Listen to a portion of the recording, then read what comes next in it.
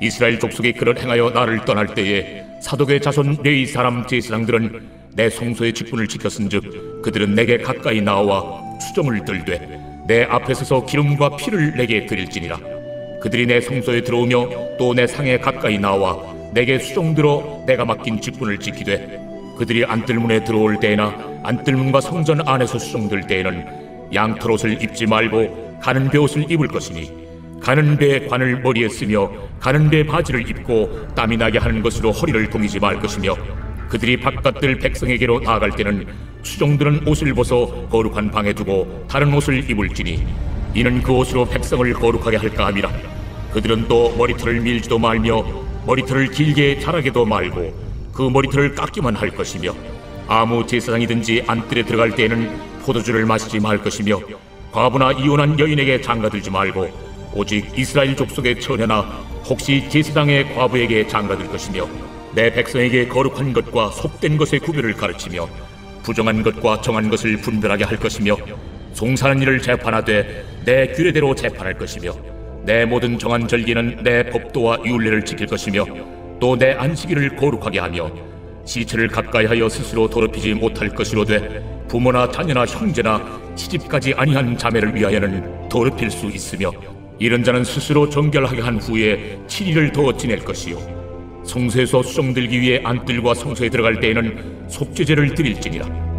그들에게는 기업이 있으리니 내가 곧 그 기업이라.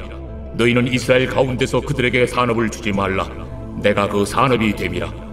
그들은 소제와 속죄제와 속건제의 제물을 먹을지니 이스라엘 중에서 구별하여 드리는 물건을 다 그들에게 돌리며 또 각종 처음 익은 열매와 너희 모든 예물 중에 각종 거제 제물을 다 제사장에게 돌리고 너희가 또 천밀가루를 제사장에게 주어 그들에게 내 집에 복이 내리도록 하게 하라. 새나 가축이 저절로 죽은 것이나 찢겨서 죽은 것은 다 제사장이 먹지 말 것이니라. 오늘 본문에는 사독 계열의 제사장에 대한 이야기가 나옵니다. 이스라엘에는 대표적인 제사장이 몇 명 있는데요. 그 중에 아비아달과 사독이 있습니다.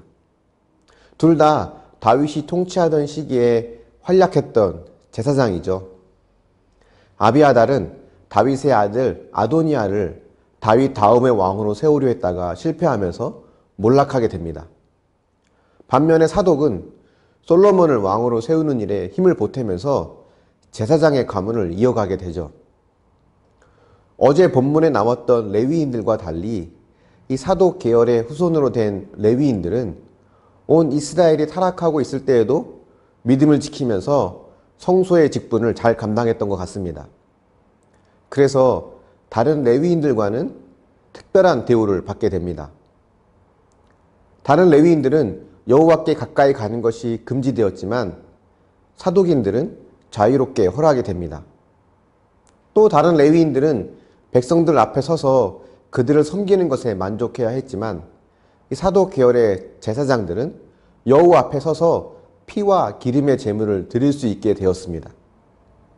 그리고 레위인들은 백성들을 위하여 제물을 잡는 것에 만족해야 했지만 사독인들은 여호와의 상과 번제단에 들어갈 수 있었습니다.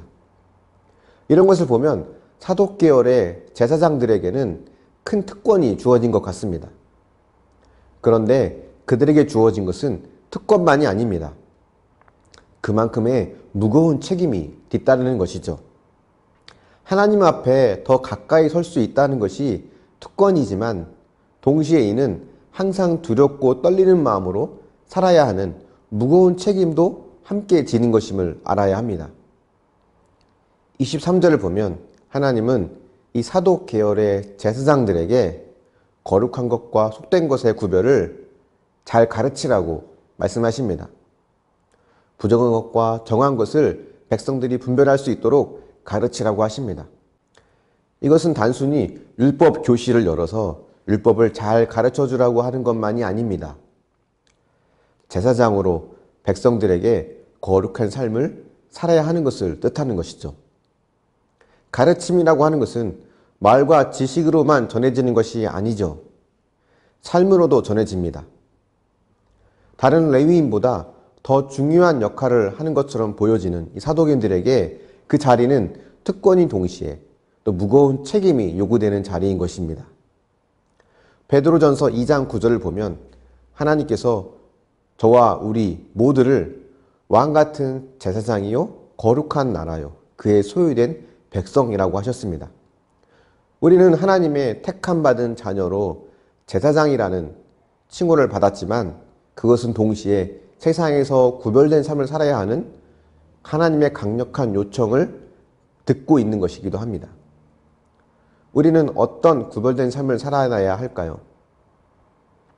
자녀를 양육하고 사업이나 직장을 통해서 돈을 벌고 이렇게 살아가는 모든 일상 속에서 여러분은 구별된 삶을 살고 있습니까?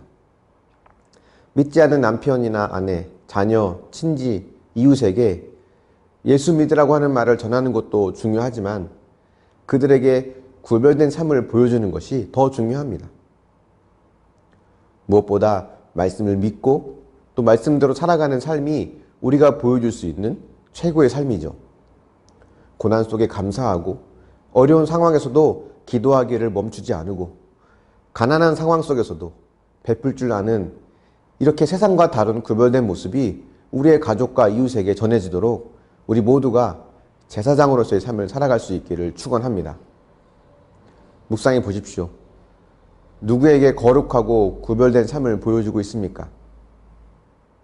어떤 구별된 삶을 보여주고 있습니까? 기도하겠습니다. 사랑의 하나님, 사도 계열의 제사장들이 특권을 받은 것 같지만 동시에 그들에게 무거운 책임이 있는 것을 보며 하나님의 제사장으로 왕같은 제사장으로 부름받은 우리 역시 세상에서 구별된 삶을 살아야 하는 무거운 책임이 있음을 믿습니다. 말씀을 읽고 묵상하며 말씀대로 살아가기에 힘쓰는 믿음의 사람의 모습으로 살아갈 수 있도록 도와주시옵소서. 고난 가운데도 감사하며 어떤 상황에서도 기도하기를 쉬지 않고 힘들고 어렵지만 또 다른 자들을 돌보고 섬길 수 있는 세상과 다른 모습으로 그들에게 아름다운 하나님의 나라를 보여줄 수 있도록 도우시고 인도하여 주십소서. 이렇게 제사장으로서의 사명을 잘 감당하여서 또 믿지 않는 가족들과 또 이웃들에게 복음을 전하는 하나님의 통로가 될 수 있도록 축복하여 주시옵소서. 감사드리며 예수님의 이름으로 기도합니다. 아멘.